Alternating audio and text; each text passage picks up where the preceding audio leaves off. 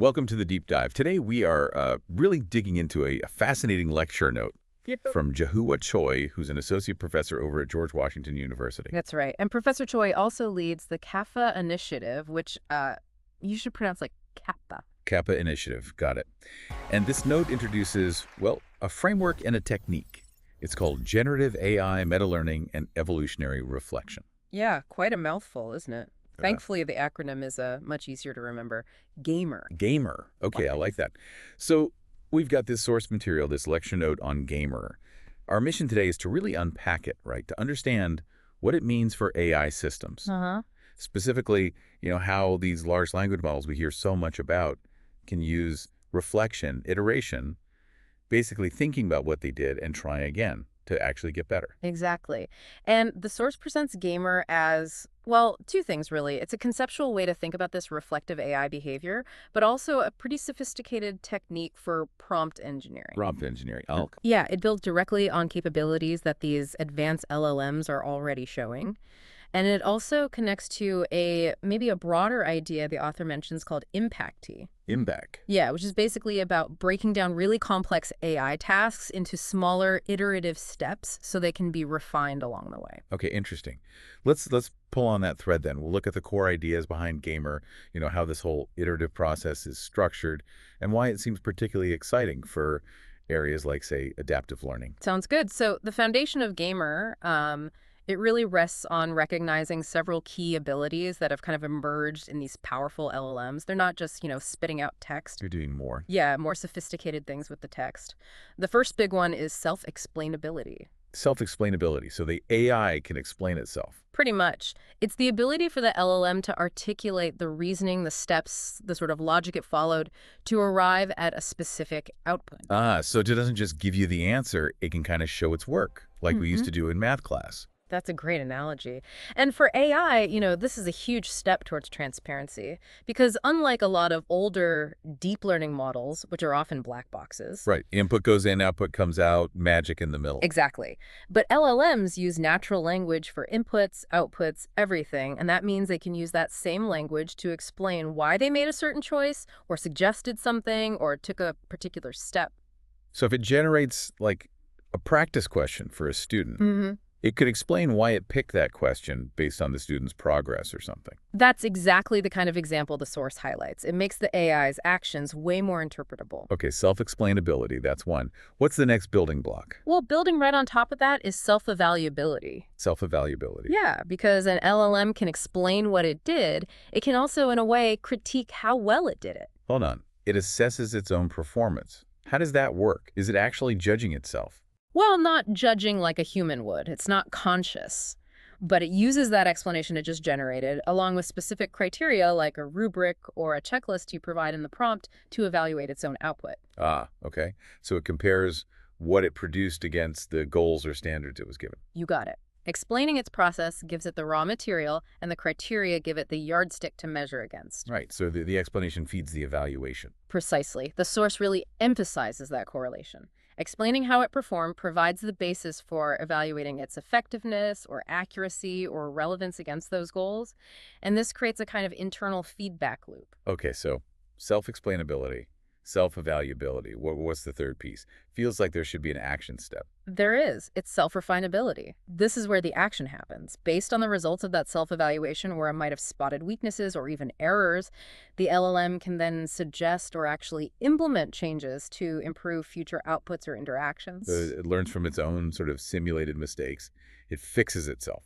The source uses the phrase, learning from a critique of past experiences, which I think captures it really well. So these three things, explain, evaluate, refine, they're presented as the key ingredients for building AI systems that are genuinely interactive, responsive, and can offer sophisticated personalization, really valuable for things like adaptive learning. That makes a lot of sense as a foundation. These LLM abilities are key. Now, how does GAMER actually structure these? How does it put them together into a working process? What's the flow look like? Right. So GAMER lays out a structured sequence. It's really about designing the prompts cleverly to chain these abilities together in a specific order. Think of it as a deliberate cycle. Okay, walk us through that cycle. It kicks off with task performance. This is the AI doing its main job, generating text, solving a problem, whatever it is. The source talks about generating an output. You give it an input X and some context C. Okay. And for really complex tasks, even this first step might involve some internal planning, like using chain of thought or maybe plan and solve prompting to get a decent first draft. And that context could be anything, like user history, specific instructions, background info. Exactly. And using that context is super important. It's what makes the AI's output relevant to what the user actually needs, rather than just, spitting out something generic based only on its training data. Right. So step one, AI does the task. Then what? Then it moves into self-explanation. The next prompt basically asks it, okay, explain your reasoning. How did you get that output? What steps did you take? So it retraces its own steps, essentially. Well, after explaining itself, it performs self-review. This is the evaluation part. It's prompted to look at its initial output and the explanation it just gave, and then critique both of them against the original request, the context, and those specific criteria we talked about. So it's judging both the answer and the reasoning behind the answer. Yes, exactly. And then finally, based on that review, comes self-refinement. The prompt tells it, okay, use what you learned from your self-critique to make this better. Generate a refined output, or maybe suggest a better way to do this next time. So let me see if I have this right. Task request leads to an initial draft. Then the AI explains the draft. Then it reviews both the draft and the explanation. And finally, it refines the result based on that review. That's the core loop. Task act, explain, task review, refine. It's conceptualized as this continuous improvement cycle, all driven by carefully crafted prompts designed to iteratively improve the initial output. That iterative improvement, it really clicks with the evolutionary reflection part of the gamer name. What's the idea behind using that evolutionary analogy? Yeah, it's a really powerful metaphor the source uses. Essentially, these core LLM capabilities, explain, evaluate, refine, are likened to the process of evolution, adaptive optimization in nature. How does that parallel work? Well, think about how biological organisms adapt over generations, right? Their traits get optimized through selection pressures. In a similar way, the AI system, through these repeated cycles of self-evaluation and refinement, can iteratively optimize its performance. Each cycle is like a mini generation, where better versions of the output or the strategy are sort of selected and improved upon. So the loop isn't just about fixing one thing. It's more like a process designed for ongoing adaptation, like the AI is evolving its approach. That's the idea. It mirrors adaptive change. Yeah. And the source adds another layer, external feedback. From users or data. Right. Feedback from users or data from the environment where the AI is operating acts like an additional selective pressure. It helps guide this iterative process, pushing it towards higher quality, more reliable outcomes over time. The environment, the user, the task, the data helps steer the AI's evolution. Okay, that really makes the name gamer make sense. Now, you mentioned earlier this is all possible because of something fundamental about LLMs. Yes, exactly. The entire framework, all these capabilities we've discussed, they're fundamentally enabled by the LLM's core strength, its ability to generate and process contextualized natural language representations. Okay, can you break that down a bit? Contextualized natural language representations. Sure. It basically means LLMs are exceptionally good at understanding, processing, and generating language in a way that makes sense within a specific situation or context. That's their superpower. Language skills. Right. And this skill allows them to manipulate knowledge that's expressed in language facts, concepts, instructions, even simulated procedures. And crucially, it allows them to engage in these structured, language-based processes of self-explanation, evaluation, and refinement, all orchestrated through clever prompting. So it's not that the AI has independent thoughts or consciousness. No, not at all. But its mastery of language lets us design these interactions using techniques like gamer that simulate reflection and self-improvement. That's the key insight, I think. It's a simulation built on linguistic prowess. And this simulation, especially the transparency it offers, is really vital for building user trust. Trust is always a huge issue with AI. How does gamer specifically help there? Well, the transparency that comes from the self-explanation and review steps is critical. Unlike a black box system where you just get an output and have no idea why, a system designed using Gamer can potentially show you the steps it took. You can see its work. Exactly. It can show how it reasoned, how it critiqued itself, and how it ended up with the final refined version. And because you can potentially follow that process, see the first attempt, the explanation, the critique, the final output, you can better understand and maybe even verify what's going on. Precisely. It makes the AI's behavior more interpretable, more verifiable. And that increased transparency, the source argues, is fundamental for building trust between the user and the AI. Absolutely essential for responsible AI adoption, especially in areas where the stakes are high. Makes sense. Transparency leads to confidence. Now, you mentioned this can be applied differently. Are there different modes or scales for using Gamer? Yes, the source outlines two main modes of operation: within task gamer and across task gamer. Okay, let's start with within task. What's that? Within task gamer applies that whole cycle: explain, evaluate, refine during the execution of a single specific task. It all happens within the scope of one interaction, maybe within a single AI agent, like the ones you might build on the CAFA platform. So it's like one task, one immediate improvement cycle. Right. The AI gets the task, runs through the gamer steps, and refines its output for that specific instance. It's about boosting the quality or accuracy right then and there. The source uses this nice phrase. It's like the agent is thinking twice. Okay, like an immediate self-correction. So what's a cross-task gamer then? A crosstask is the bigger picture view. It's a more systemic, longer-term process that unfolds over multiple tasks or interactions. And it's driven significantly by external feedback. Ah, so it's learning from its performance over time across many different attempts. Exactly. Picture this. The system performs tasks, maybe using within task gamer to ensure quality on each individual task. But then it receives feedback from its environment. What kind of feedback? Could be user ratings, learner performance data in an educational setting, results from actions it took in the real world, interaction patterns, that kind of thing. Okay, like an AI tutor noticing that lots of students are getting stuck on a certain type of problem it generates. That's a perfect example. The system then analyzes that feedback and uses it to adjust its internal strategies. Maybe it refines the prompts it uses internally, updates its models for generating content, or changes its approach entirely for certain situations. So it's continuously learning from its history of interactions. Yes, becoming better attuned to its environment and users over the long haul. A cross-task gamer is really about the AI evolving its capabilities based on ongoing experience and feedback loops. Evolving. There's that word again. Right.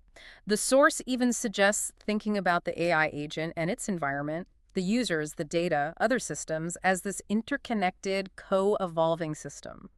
The AI isn't just getting better in isolation, it's adapting within this dynamic relationship with its context. That idea of coevolution is pretty powerful. Okay, let's make the within task process more concrete. The source had a math problem generation example, right? Can we walk through that? Absolutely. It illustrates the loop really clearly within a single task. So imagine the goal is to create a multiple choice question about quadratic equations for a high school student, and it needs to align with the specific curriculum standard. Okay, typical educational AI task. How would Gamer handle it? Right. Step 1, task performance. The LLM gets a prompt, something like, generate a multiple choice question on quadratic equations aligned with standard XYZ. The initial output might be pretty basic, question, what are the roots of the equation? 2x ax plus 6 plus 6 equals 0. Options: A, x1, x3, B, x1, x3, and so on. Standard, straightforward question. Okay, step 2, self-explainability. Then it's prompted. Okay, explain how you generated that question. Provide detailed explanations for why each answer option is correct or incorrect, and justify how it aligns with standard XYZ. The LLM then outputs its rationale, maybe showing the factoring steps, explaining the distractors, referencing the standard. Got it. It explains its thinking. Step 3, self-evaluability review. Now comes the critique. Prompt. Evaluate the question and your explanations against standard XYZ. Use criteria like clarity, accuracy, appropriate difficulty, and pedagogical value. And what might it find? It analyzes its work. It might say, yep, it's mathematically accurate, aligns with the standard's core concept. But it might also find flaws based on the criteria. It could note, this question lacks real-world context, which standard XYZ actually emphasizes, or maybe the explanation for why option C is wrong could be clearer for a struggling student. Ah, okay. So based on the criteria, it identifies specific ways to improve its own initial work, which leads to step 4, self-refinability. Exactly. The final prompt. Based on your evaluation, refine the question and explanations to address those weaknesses. Add real-world context and improve the explanations. And the LLM revises. The question might become something about projectile motion, like a ball's height is given by ht equals 7 plus 6t. How long is it in the air? Still testing quadratics, but now with context. And the explanation would be rewritten to be clearer and linked to that context. Wow, okay.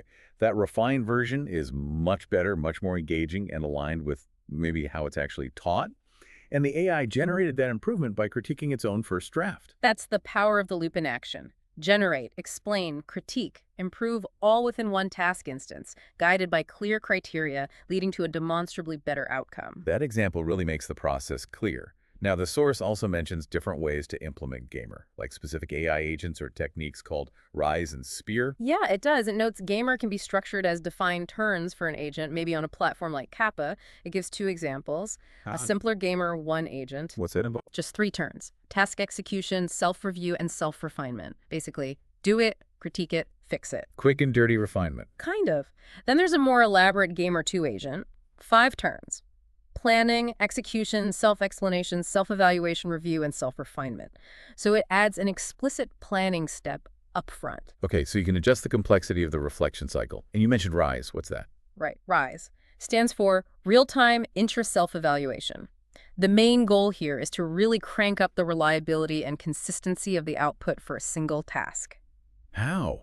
By doing the loop more. Exactly, by repeating the self-evaluation and refinement cycle multiple times within that one task. Wait, so it critiques and refines, and then critiques and refines the refinement. Pretty much. Think of it like taking multiple measurements in a science lab to get a more reliable average and reduce error. LLMs can sometimes vary slightly in their output, right? So RISE tries to mitigate that by running the self-explanation, self-review, self-refinement loop several times. You could even tweak the prompts slightly each time, maybe asking it to evaluate from a different perspective or focus on a specific aspect for refinement. So it's like asking the AI to double-check, triple-check, maybe even quadruple-check its own work from different angles. That's a good way to put it. The source mentions maybe using a function to structure this repetition. The idea is to help the system converge on a more stable, robust, and reliable output than you might get from just one cycle. Okay, but that sounds like it would take way more processing power, more time, more money, basically. Absolutely, that's the trade-off. It increases cost and latency, no doubt about it.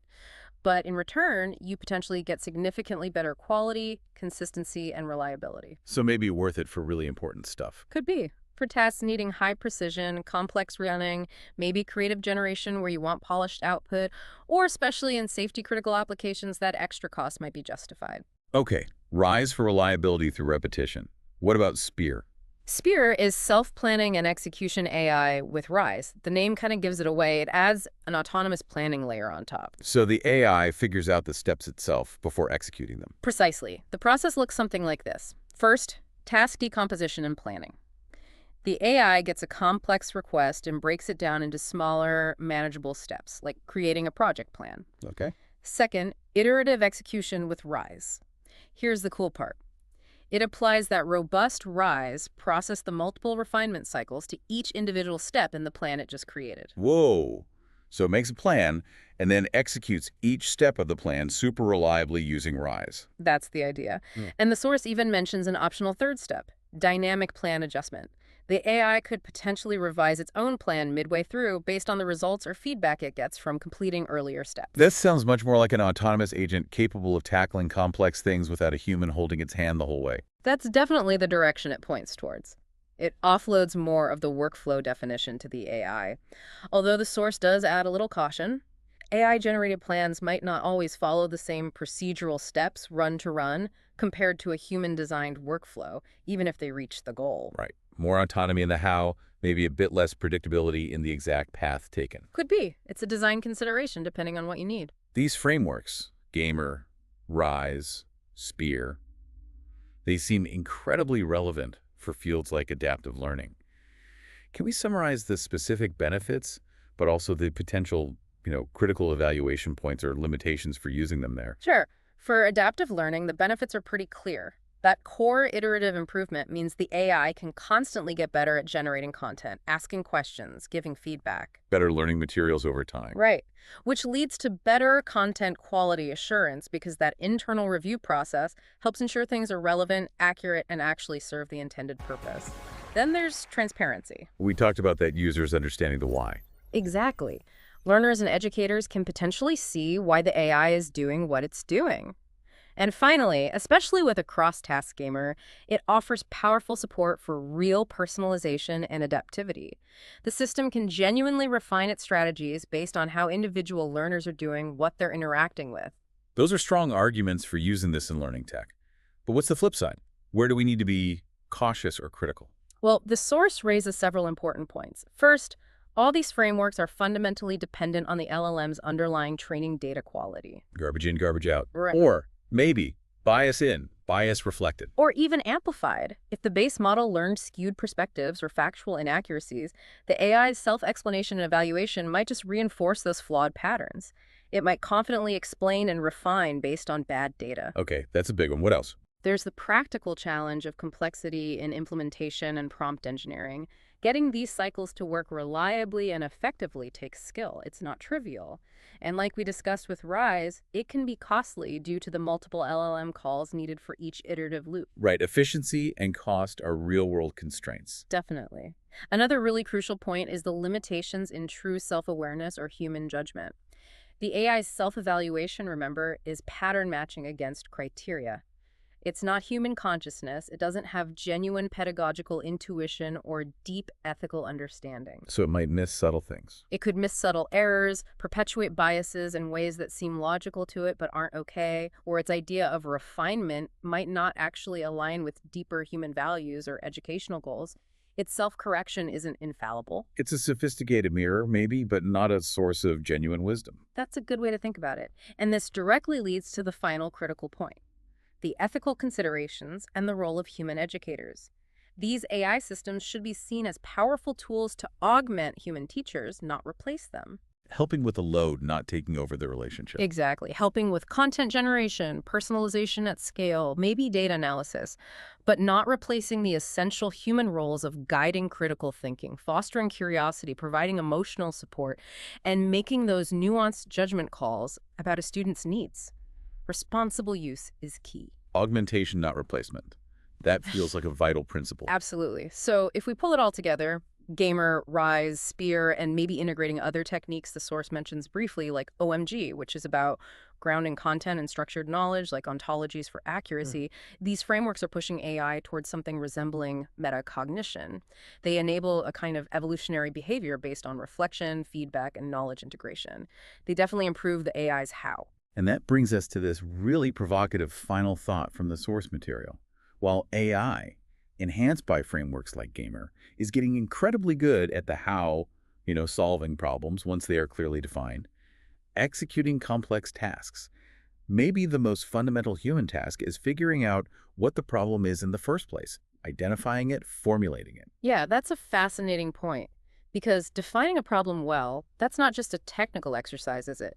It involves human creativity, really understanding the context, making ethical judgments, having a feel for human needs, values, goals. Things that are currently way outside what these AI systems can do. Exactly. These capacities are deeply rooted in human experience, empathy, and societal understanding.